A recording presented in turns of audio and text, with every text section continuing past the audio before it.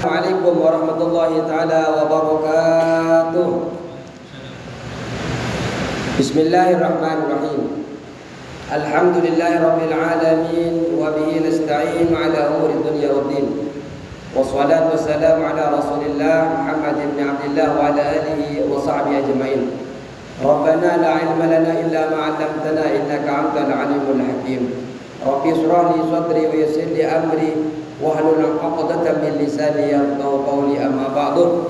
Yang kami hormati segenap para jamaah Musolid Dzikri, Ketua DKM Musolatul Muttaqin, RT dan RW-nya, semoga panjenengan semua yang hadir di kajian malam ini menjadi wasilah. Allah ampuni, Allah tinggikan derajat-derajatnya, amin ya rabbal alamin. Bismillahirrahmanirrahim.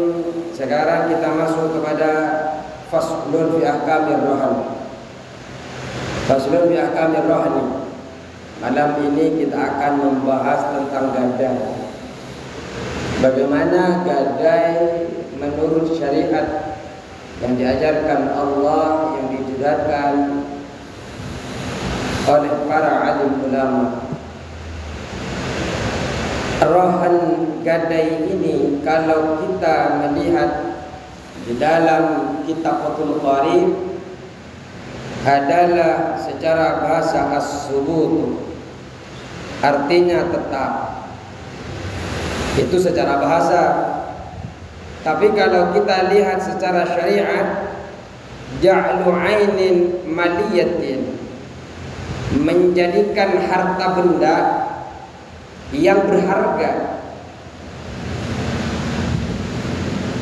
wasiqatan bidainin, harta benda yang berharga itu wasiqatan, sebagai jaminan bidainin terhadap hutang. Jadi menjadikan harta benda yang berharga sebagai jaminan terhadap hutang kita, yang mana jaminan tersebut yustaufa minha 'inda ta'adduri rifa,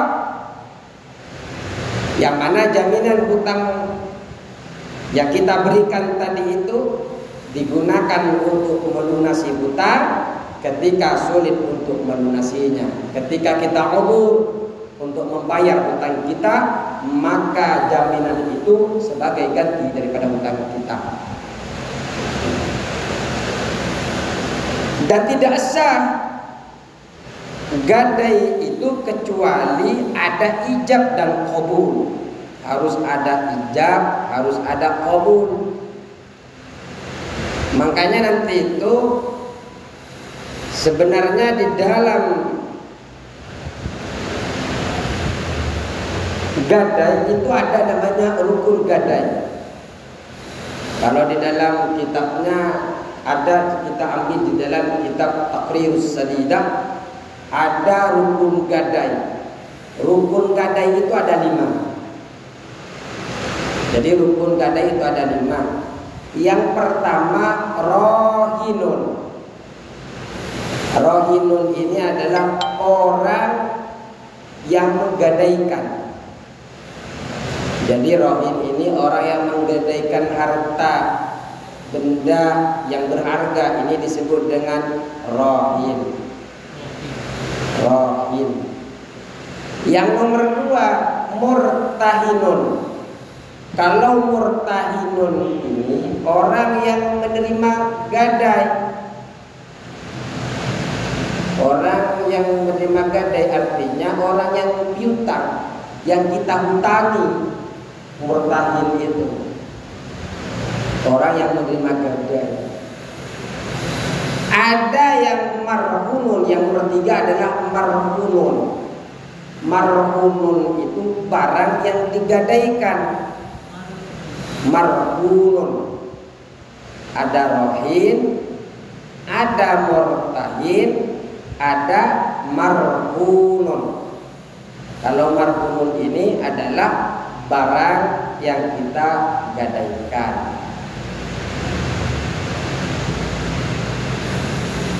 Ada yang keempat namanya marhunun bih.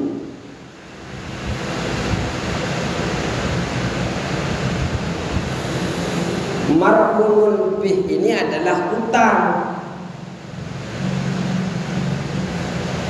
Jadi kita berhutang kepada orang, hutangnya itu disebut dengan marhun bih. Karena kita berhutang agar dipercaya oleh orang, kita kan harus menggadaikan barang. Menggadaikan barang yang kita gadaikan itu namanya marhunun. Tapi kalau hutang kita disebut dengan marhun bih. Kemudian yang kelima adalah sirat. Sirat itu di dalamnya ada ijab dan ada qabul.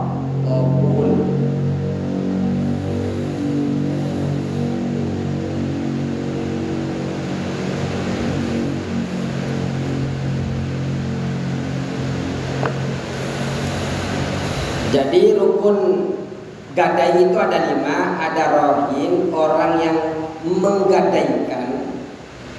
Ada murtahin, orang yang menerima gadai. Ada marhunun, barang yang digadaikan. Ada marhunun bih, hutang. Sebab kita menggadaikan barang itu kan ada hutang, itu disebut dengan marhunun. Yang terakhir adalah siratun. Sirat ini adalah ijab dan qabul.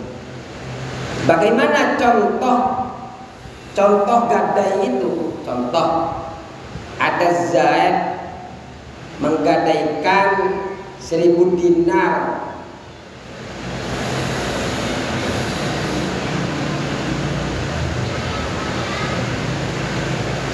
Menggadaikan 1000 dinar dengan dainan lazimah.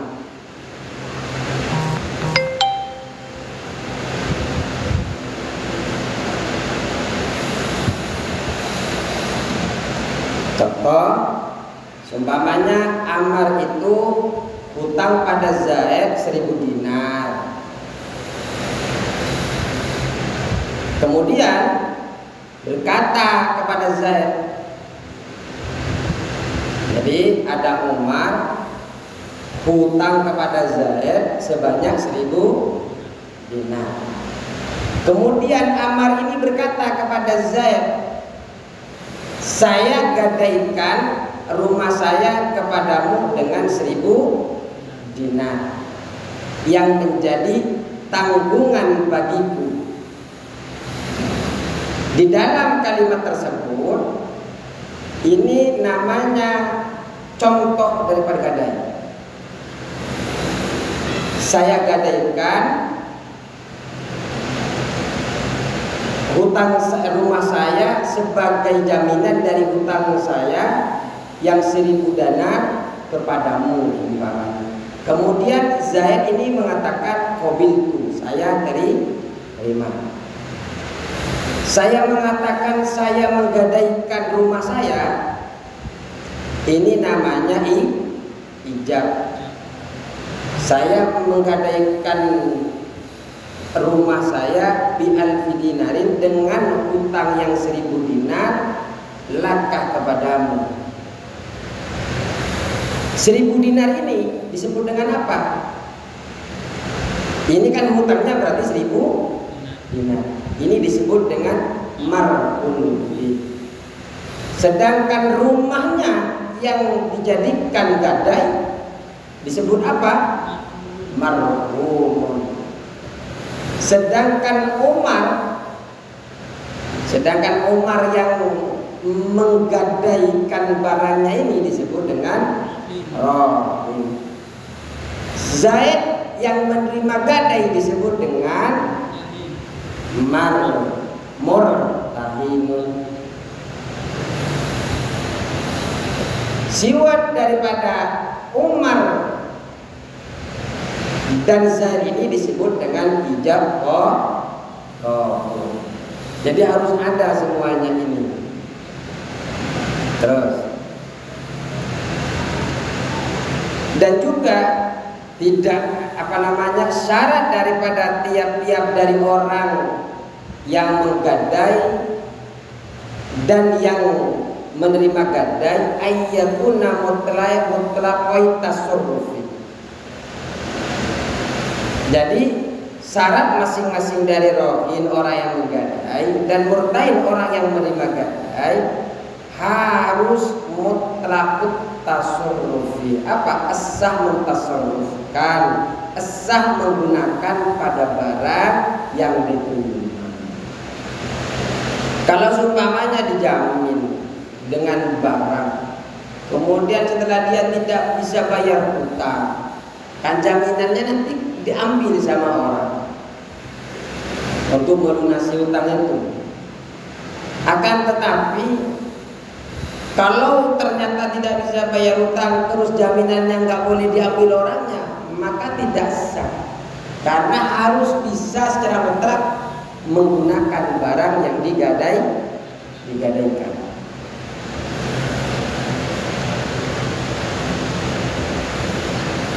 Terus wa kullu ma jasa bay'uhu jasa rahmu, dan adapun tiap-tiap yang boleh dijual jasa rahmu, setiap sesuatu yang boleh yang boleh dijual maka boleh dijadikan gadai, boleh digadaikan.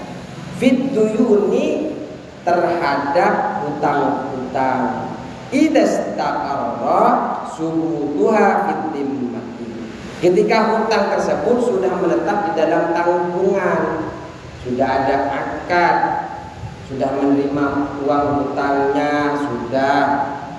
Kemudian karena sudah menerima hutangnya, maka kemudian ada jaminan dari barang berharga sebagai gadai. Jaminan terhadap hutang itu disebut dengan gadai. Terus kata musannif di sini di dalam syarahnya, wa tarajal musannifu bid-duyun 'alal a'yan. Kata musannif ini mengecualikan dengan kata duyun itu dengan kata hutang dari anil a'yan. Anil a'yan itu dari benda, artinya dari bukan hutang. Jadi gadai itu hanya boleh digunakan untuk jaminan hutang, bukan jaminan yang lain. Maka kalau kita menggadaikan sesuatu itu karena berhutang, bukan karena contohnya karena besok barang, ngambil barang orang lain tanpa izin kemudian kita memberikan jaminan, tidak bisa. Jadi murni kita berhutang, kemudian karena kita berhutang untuk memberikan keamanan bagi si pemberi hutang, akhirnya memberikan jaminan. Terus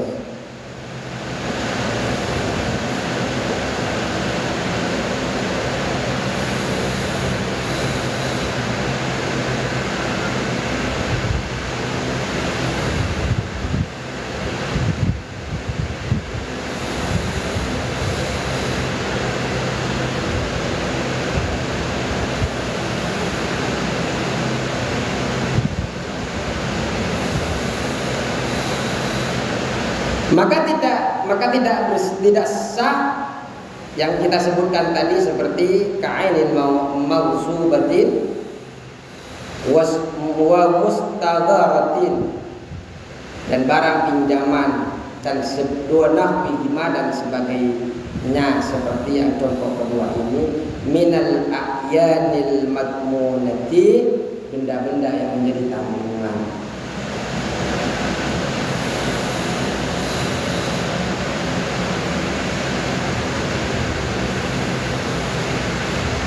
Walirrahini ruju', walirrahini, dan bagi orang yang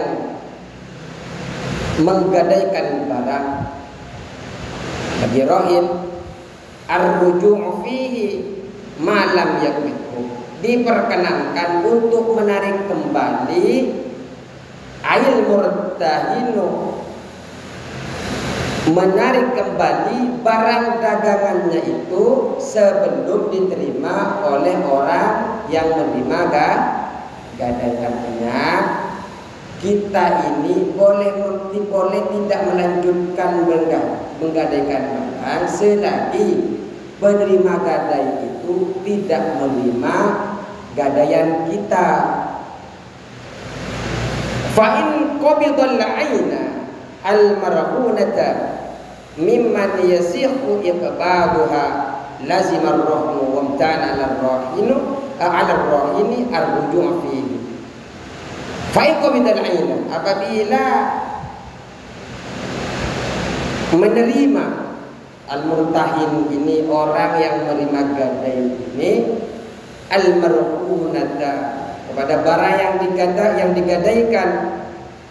Apabila orang yang menerima gadai ini sudah menerima sah, menyerahkan rohin, menyerahkan kepada murtahin, sudah saling terima, maka akad gadainya sudah tetap, sudah sah.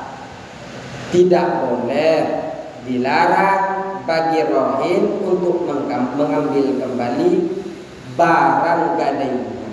Jadi sebelum dia membayar hutangnya, maka tidak boleh orang yang menggadaikan itu mengambil barang gadainya.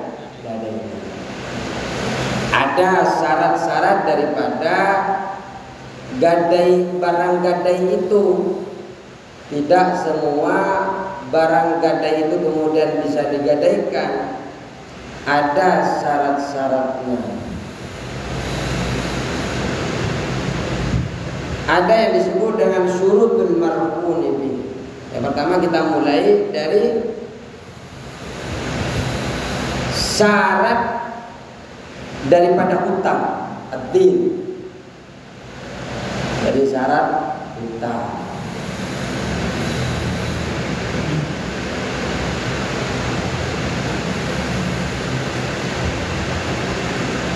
Marhun bih berarti kalau syarat hutang. Syarat hutang ini ada 4.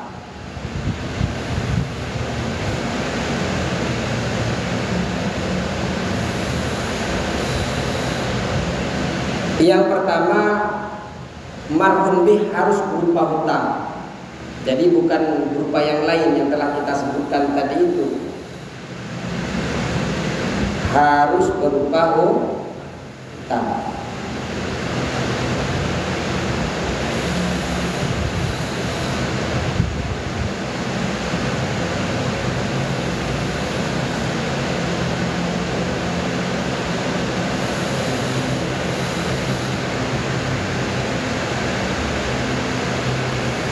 Makanya yang bukan hutang tidak termasuk kepada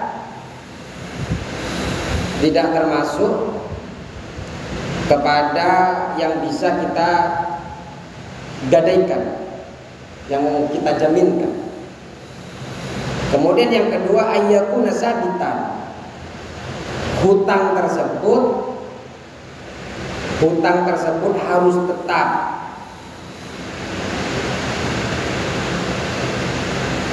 Harus wujud, maka tidak sah hukumnya gadai apabila gadai tersebut tidak digantung, maksudnya digantung. Contohnya, saya akan menggadaikan barang kepadamu besok. Saya akan meminjam kepada kamu umpamanya besok.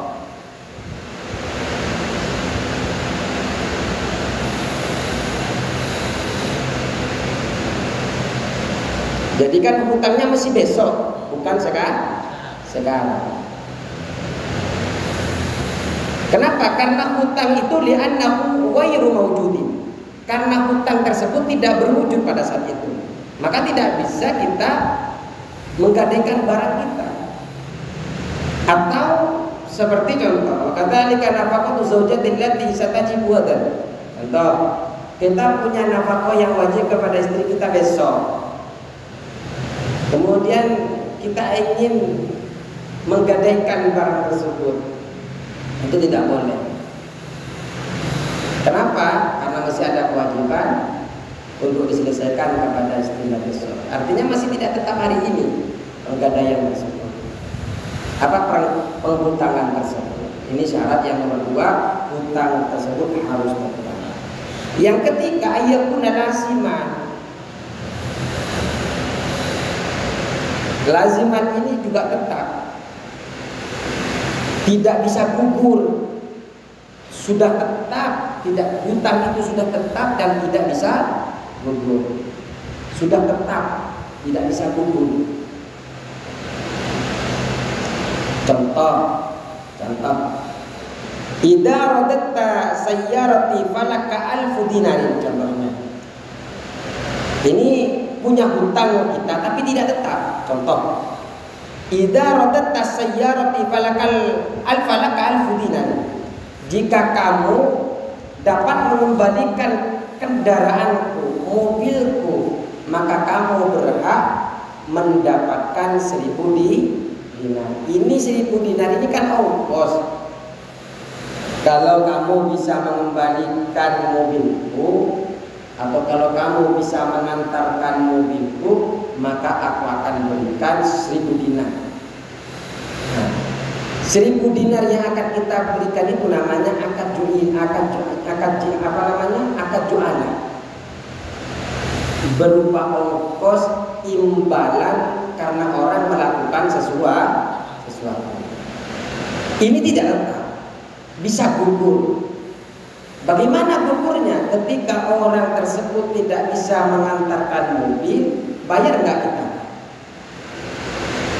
Artinya kita punya janji memberikan uang kepada dia, tapi kan bisa gugur ketika dia tidak bisa mengembalikan mobil, maka kita tidak bisa. Kenapa? Karena tidak tetap hutang kita. Makanya marhum di hutang itu harus betul-betul tetap, tidak bisa gugur dengan cara apapun. Ya hutang saja, kita 1000 pinjam 100 boleh.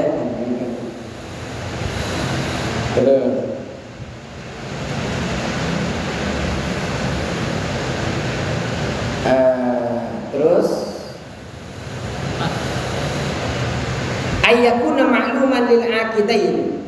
Yang keempat, hutang itu harus diketahui oleh 2 orang yang berakad.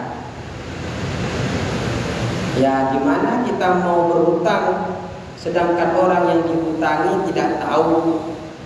Atau bagaimana kita mau transaksi hutang sedangkan yang menghutang saya nggak merasa menghutang kepadamu? Ya nggak bisa. Makanya harus ada orang yang berhutang, ada orang yang dihutang. Dihutangi ini adalah syarat mutlak daripada hutang.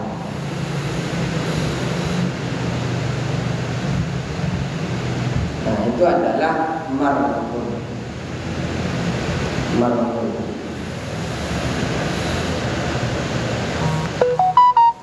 Terus kita baca kitabnya dulu.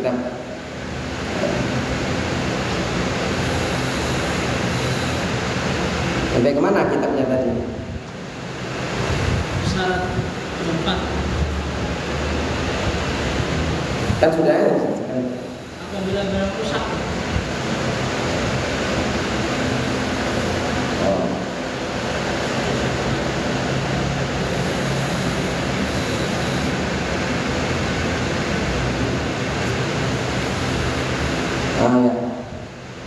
Jadi sekarang ternyata gadai ini juga sebagai amanah. Gadai ini sebagai amanah. Amanahnya apa?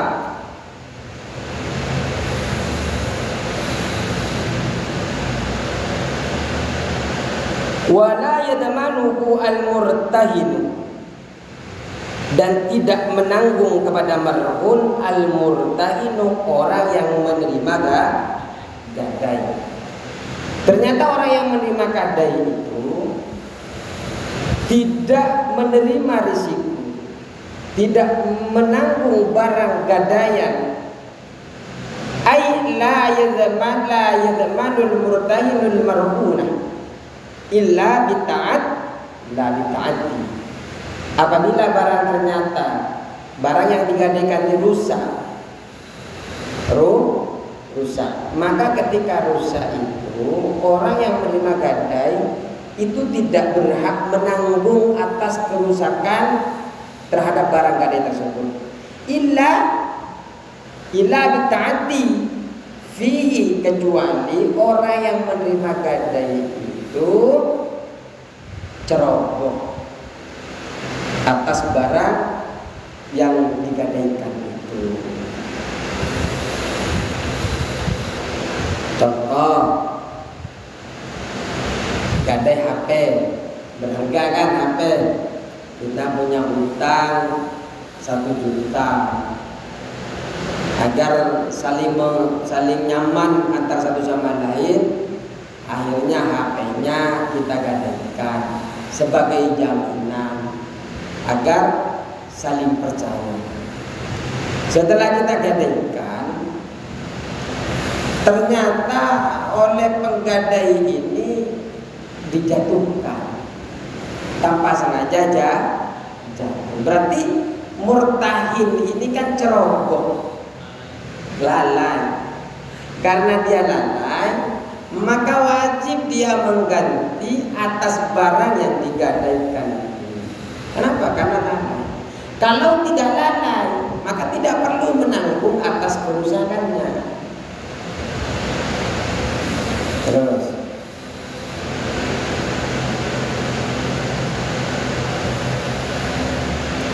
wala yasqutu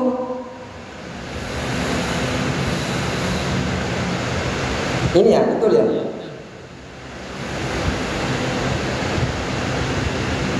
Wala yasqutu bitalafihi syai'un minad dini, dan tidak gugur sebab rusaknya barang itu sesuatu apapun minad dini dari hutang.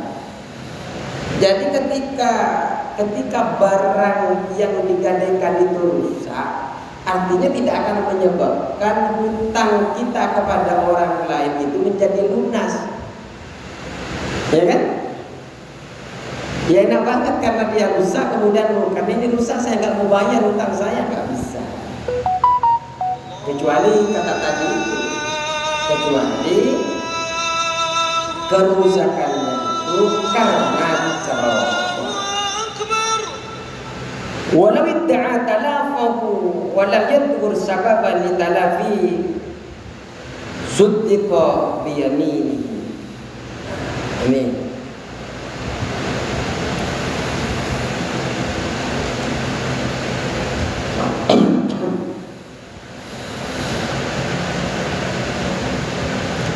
apabila orang tersebut orang yang murtahin, orang yang menerima gadai, orang yang menerima gadai ini kemudian dia mengakui, ngasih tahu bahwa barang kamu yang dijaminkan itu rusak, tapi dia tidak menyebutkan penyebab rusaknya, maka wajib bagi dia itu untuk menyertai sumpah.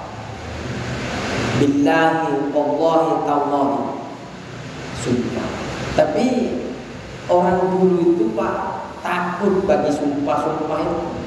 Tapi kalau sekarang ya kayak biasa aja sumpah itu, kayak nggak ada efeknya.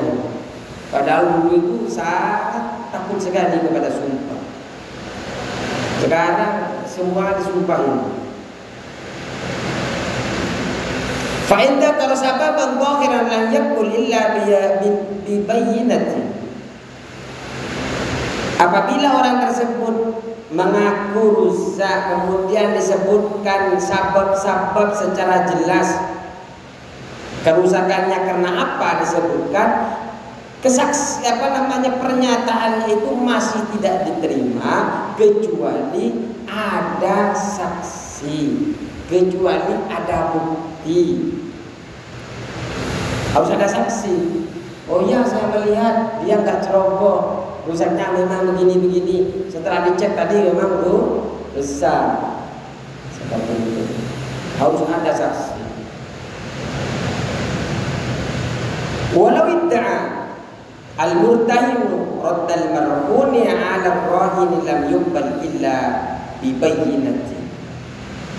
Seandainya murtahin ini orang yang menerima gadai, mengaku telah mengembalikan barang gadainya kepada rohin, saya telah menyerahkan gadai saya, saya telah menyerahkan gadai kamu, saya telah berikan kepada kamu gadai tersebut, saya sudah kembalikan. Maka pengakuan ini tidak sah kecuali ada saksi. Kemudian saksinya mengatakan iya betul, dia telah mengembalikan gadai tersebut. Wa idza qabida. Nah ini sekarang. Ketika murtahin ini menerima, ay al-murtahin ba'dal haqq, kepada sebagian dari haknya, alladzi 'ala rahini, sesuatu yang dibebankan atas rahin yang menggadaikan, lam yakhruj aw lam yanfakka, maka tidak ada bagian dari barang yang digadaikan ini yang terlepas, lam yanfakka, tidak terlepas syai'un, sesuatu minar rohni, dari gadainya, hatta yakbidu jami'ahu, sehingga murtahin ini menerima seluruh daripada hutangnya orang tersebut, haknya orang tersebut, ail haqq alladzi 'ala ar-rahini, yang telah diberikan hak, ail haq alladzi 'ala ar-rahini, yang atas kepada orang yang menggadaikan. Begini, seandainya murtahin, orang yang menerima gadai itu menerima setengah haknya. Contoh, saya minjam 100 dinar, 100 ribu lah, otomatis jenengan dengan jaminan panjenengan naruh HP. Ketika saya kembalikan, berarti saya harus kembalikan ke panjenengan berapa? Saya pinjam ke jenengan 100 dengan jaminan saya harus kembalikan berapa? Tapi ternyata saya tidak mengembalikan 100, hanya mengembalikan sebagian 50 ribu. Dengan mengembalikan 50 ribu ini, lam yakhruj syai'un minar rohni, tidak terlepas, tidak selesai yang namanya gadai itu, kecuali hatta yakbidu jami'ahu, kecuali sampai menyerahkan seluruh hak yang 100 ribu itu kepada panjenengan. Oh masih belum terlepas, ya masih ada 50 ribu ya. Enak saja kata murtahin, enak saja, kamu itu kan pinjam kepada saya 50 ribu sebagai jaminan HP. Tapi kalau kamu tidak, makanya kalau hanya 50 ribu ditahan dulu yang namanya barang gadai ini.